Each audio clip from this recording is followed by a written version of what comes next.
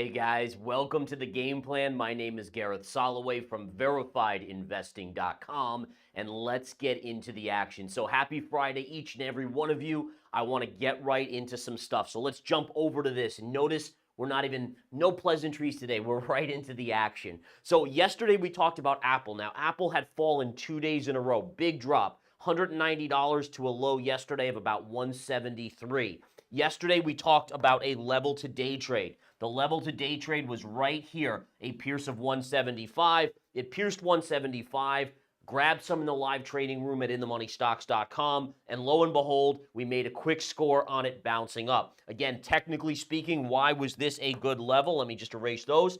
You had a gap fill right here, and you had previous pivot points all the way back. So again, yes, you pierced it here, but there was also a gap fill right there. That, again, is a beautiful little trade. And again, that was a day trade. I generally do more swing trading. Day trading is wonderful. Sometimes there's no day trades. But ultimately, again, understanding the metrics here. Now, you might say to me, is there an opportunity here for a swing trade? And I would generally say the answer is not yet. Now, why? Well, it doesn't mean that Apple's not going to come back up and fill this gap here. It very well could. But you have to look at the risk reward. You have a stock that's getting pounded because China is basically telling its government citizens, at least, and we don't know if it's going to expand, that they can't use the iPhone. So again, you don't know where this is going to go with China, right? There's a tit for tat going on with the US. We're going to ban this chip. You're going to ban this chip. We're going to go back and forth. Now we're going to ban this phone for government employees. Where does it stop? And that's the big question for me,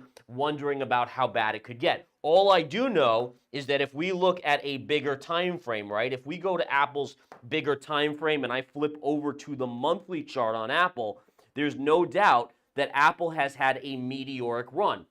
And this is where analysis has to come through, guys. When you're thinking about whether or not to swing something as a swing trade, what you really want to do is you want to start at the daily chart, weekly, and then go to the monthly. Now, if you look at the monthly, right, if we look at this monthly, look at the move on Apple, and then look at the little pullback. Now, on a daily basis, this pullback looks big.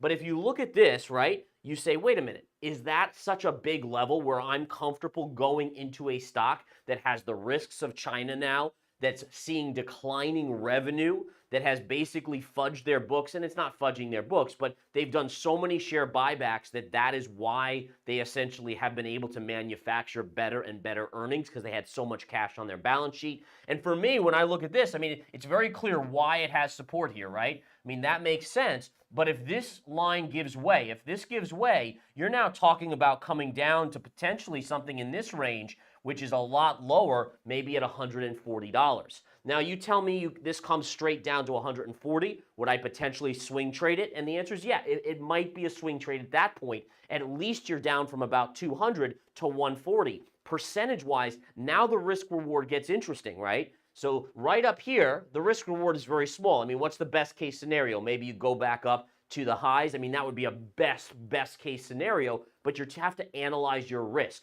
The China risk, the slowing revenue, the slowing iPhone sales, all that kind of stuff. Now, granted, they're going to be debuting next week some sort of new design or new phone, but I don't buy that stuff. It's usually a sell the news event.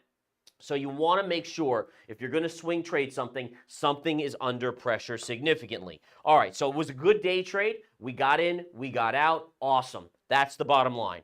Okay, next up, I want to talk about some trades that I am currently in that I just picked up. We're going to talk a little bit about why I did it. So let's flip over to this chart. Now, I posted this on Twitter yesterday and saying that, number one, I had tried with my head trader last week to actually short VinFast over here. All right, what a short that would have been. I mean, it was ludicrous to see it up here. Now, I couldn't get any shares through my broker, so I had to sit on the sidelines. That's just part of being an investor. Sometimes you get shares to short, sometimes you don't. But what I do know is that the stock has now fallen from about a $90 high up here to now $18 down here. Now, the risk-reward assessment changes enormously. And this is where, listen, is this a high-risk play? This was by the way, this was a SPAC, and this is an EV company. All right, so again, these EV stocks, especially around the world, I believe this is, I'm not 100% sure, but I think it's an Indian company, which is fantastic. But again, the craziness of this is nuts. But I will say this, is you're now down into a gap fill here, right? So we're into gap fill. You're almost at this pivot low, and you're even not that far from here. So what I do, and what I did was I nibbled a little bit. And when I say nibble, what does that mean? Does it mean I'm going all in? No, it doesn't. What it means is I'm basically dipping a toe in the water, starting a small position, but leaving myself room in case it comes down a little bit further to these next levels, right? So again, it could come down to these next levels, not very far down, but by nibbling, if it bounces, I make money. If it comes down, I can accumulate the position. I can accumulate more of the position. So again, this is how I trade, folks. I'm always analyzing risk reward. And one of the keys, and this is so important, is as a new trader, I used to go in and I would go all in, right? Okay, well, all in, if you're right, is amazing. But I got news for you guys. Even me, I'm wrong on my first entry quite often. It's very hard, even when you're using technical analysis, to pick the exact low on a stock. And so what you want to do is, newbies do this. This is wrong, okay? Always go into a trade assuming you're going to be wrong. What you'll find out is when you assume you're going to be wrong, you end up making more money. And so what I do is I basically say, okay, how many shares of an $18 stock, maybe it goes down to 12, 16, whatever, am I willing to buy? Let's just say 100,000 shares, right? If you're willing to buy 100,000 shares, divide it into 1/10, okay? Now, every buy I make, for here, 10,000 shares, right? All right, now, if it goes here, add another 10,000, add another 10,000, 10,000, 10,000, and ultimately, at some point, you're going to have a dollar cost average in this range, and at some point, you're going to get a big bounce. And ultimately, this protects you because instead of your entry price being all in here and potentially having to stop out if it goes a little bit lower, you're buying and slowly accumulating. And when that bounce comes, not only is your average better, but you didn't get whipped out because you were doing small positions. Now, 10,000 shares may be like a lot to you guys, so just think of it in this case, 100 shares. All right, 100 shares, 100 shares, 100 shares, 100 shares, or 10 shares. It doesn't matter. Each individual account is totally different. The goal is, just because you have a small account, you shouldn't be taking more risk. There's a reason why Warren Buffett has made so much money, because as he gets his money, he's not putting it all in a trade. Learn from him, all right? He didn't start out a billionaire. He worked his way up. He did the smart ways of investing. When I started doing that, when I did this right here, I blew up my account so many times. I had 100,000 in my account, lost 70,000 in a day. Oh my God, I was devastated. All right, I reminded myself, how did I deal with that, by the way? I said to myself, okay, I got up from my computer after the end of the day when I lost 70K. So I lost 70% of my portfolio one day. And I got up and I said, okay, let me think rationally about this. And I said, do I have a roof over my head? Yes. Do I have my health? Yes. Do I have food on the table? Yes. So right away I said, the loss is a loss. You can't do anything about it. Let it go, learn from it, and just make sure those other three things you have. And I can make more money. I can work harder. All right, I've never shied away from working my butt off, thus getting to where I am. But you have to learn from your mistakes, and this was one of the mistakes I always made. All right, so that's one of the stocks, guys. Let's go on to another one. All right, one of them that I want to point out here, this is a oil stock. Now, you guys know we talked yesterday about an oil stock, or the oil, the XLE, right? So if we bring up the XLE real quick, I had that great call where you had this topping tail here. Let me zoom in on that a little bit. So we had this topping tail right here. We've done the retrace. To me, this is a bearish potential setup for coming down. So going to like something like MPC, okay, and by the way, this isn't financial advice. I'm just giving you guys insights into what I'm doing. Basically, we have a scenario here where there's actually a parallel channel here. Let me see if I can remember where it is. But basically, we have a parallel channel, and that parallel channel gives us a great situation where we actually have a trend line right up here, right? And I can draw the parallel channel right down here, and it actually comes back. Check this out. We can actually drag it all the way down to this low. Now, that might be hard for you guys to see over there, but essentially, here, pivot low, right? So if we take a look here, we see pivot low, pivot high, pivot high, pivot low, pivot low, pivot low, pivot high, and we're basically into that level. So what I'm doing is I'm just looking at the chart and I'm saying, okay, what are we seeing? So it's an extended move. It had a bear flag, which failed, but now it's moving up, but it's approaching that same level again. If I'm looking at oil and I think oil could go to $90 a barrel, which is only a couple dollars higher, that's kind of my maximum upside right now. So I'm going to start accumulating these stocks that have gone parabolic in the oil industry, especially when you have XLE with a topping tail on it. All right, so that was one of the ones. Again, I shorted a little bit of that. Let's take a look at Newmont Mining. This has been one that I just continue to love. Newmont Mining, low end of the chart. Gold, again, being one of the key things here that I do believe eventually the dollar weakens as well. And I think, again, down here, just such a tremendous level. I actually do think that eventually we're going to go up here and break this level, and then you'll have a bigger breakout on Newmont Mining. But lots and lots of support here on Newmont Mining. And again, that's another one that I have accumulated a little bit on and I continue to like. Last one I'm going to share with you guys, and I think I only said 3, but we're going to do 4 here. This is one of my favorites right now. Everyone's hating on this stock. I still, frankly, go in there occasionally, buy little odds and ends. They're a great kind of convenience store kind of thing. Get some medication from there that I might need. But essentially, this is Walgreens, right? Walgreens Boots Alliance.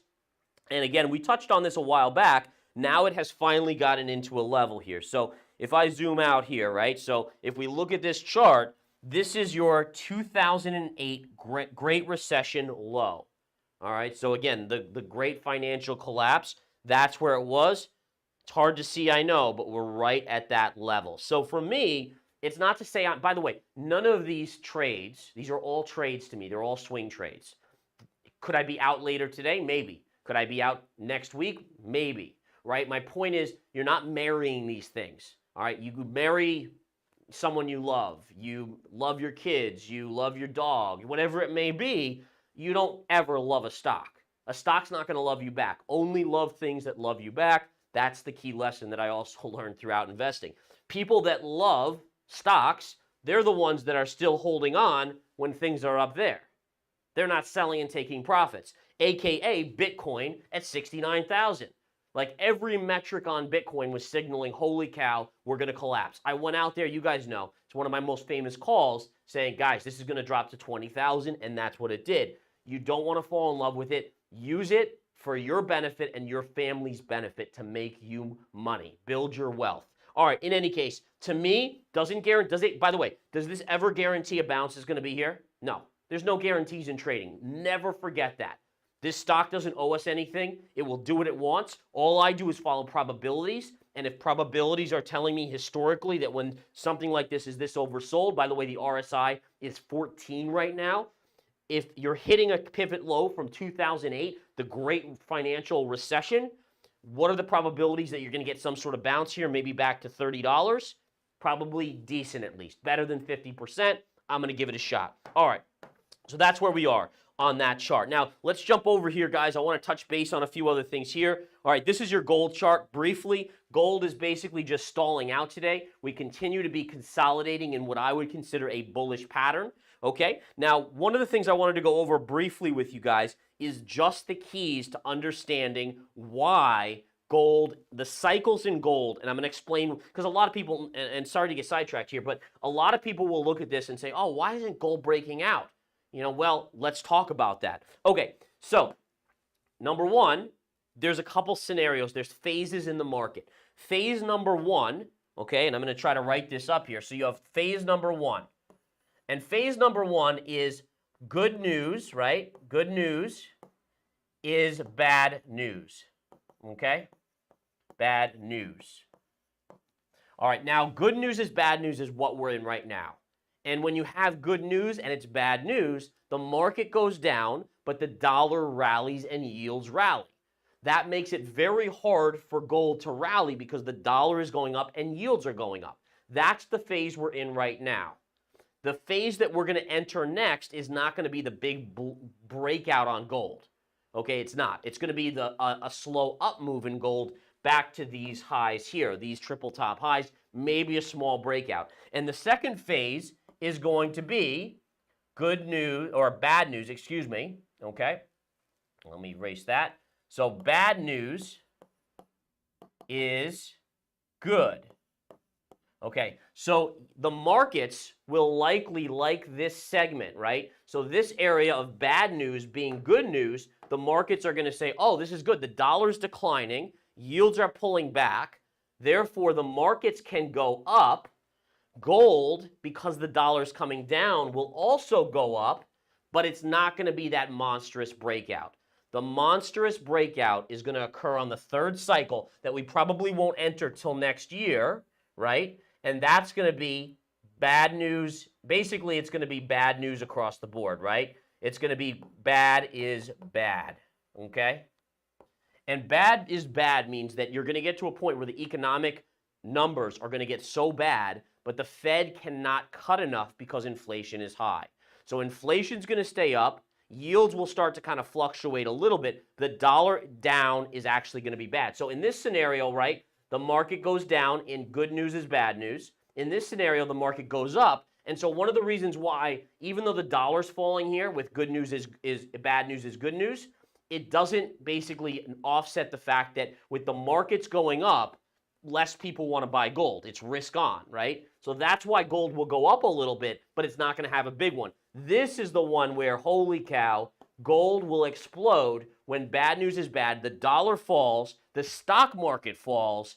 Gold is one of your only options. Maybe Bitcoin. We'll have to watch the cycles. But this is where you get the huge breakout on gold. All right. So I just wanted to go over that, guys. I think that's a really important understanding because so many people out there are like, you know, I don't understand why gold isn't ripping. We had this big inflationary period. It's the third and final cycle where you enter a recession and it gets bad and the Fed can't rescue and the dollar actually dropping becomes bad for the markets. Right now, the dollar dropping is good for the markets because, again, it's signaling the Fed may not have to continue to hike. It's when things get out of control, which will happen in 2024, that becomes bad for the markets. And again, that's when gold takes off. All right, a couple other charts here. Bitcoin, let's take a quick look at Bitcoin on this day here. So Bitcoin, guys, yesterday had this nice little pop down here. I don't know if you guys can see it, but again, nice little pop. And basically today we reversed it again. So there's, every time this happens, by the way, all right, every time you get this type of thing or any of these other things and you reverse, all right, I always see people coming out saying, oh, that's a great move. Maybe it's a new bull market. You know when to pay attention to Bitcoin? When this doesn't happen. When you see a gain, when Bitcoin goes up and instead it goes sideways versus reversing. That tells you that you don't have sellers just hammering it down. And basically the price action has changed. So right now, there's nothing to see on Bitcoin here. Yeah, it was a nice little inch up yesterday. First, I mean, again, big candle, not really, but it was bigger than the previous days. But still, it was absolutely nothing. I'm still in the camp where here's your bigger time frame on Bitcoin. You're still probably going to head down to this low down here, just below 25,000. And then I'm still in the camp we have a good shot of hitting 20,000. Now, as long as the stock market doesn't collapse, then 20,000 may hold. That's a big level. Maybe we have to test double bottom. If the Nasdaq, which is my fear, has a 30-40% drop in it in 2024, then that's where I worry that not only do we go here and then here, right? But then we go much, much lower, and that's where a 10K price target or 9K price target is a possibility. If the whole system starts to collapse, if the stock market really collapses, that's where that could happen. All right, couple other things here to go over, guys, real quick. The dollar today, the dollar is starting to inch back up. It was down just a bit, all right? But here's a tail on the dollar, so we were down here. We've now started to float back up. The dollar, to me, remains very overbought. I'm personally in the camp that the dollar is going to pull back, thus Newmont Mining, short-term for a bounce. And also, I think economic news is going to start to weaken a little bit. So ultimately, I do think that we are going to look at a pullback in the dollar. Now, again, is it a pullback? Is it new lows in the near term? My guess at this point, just pullbacks, but obviously I'll keep you guys posted on that front. All right, guys, listen. Today is Friday. We get to go into the weekend. Granted, crypto's open 24/7, but for the most part, crypto on the weekend is quiet.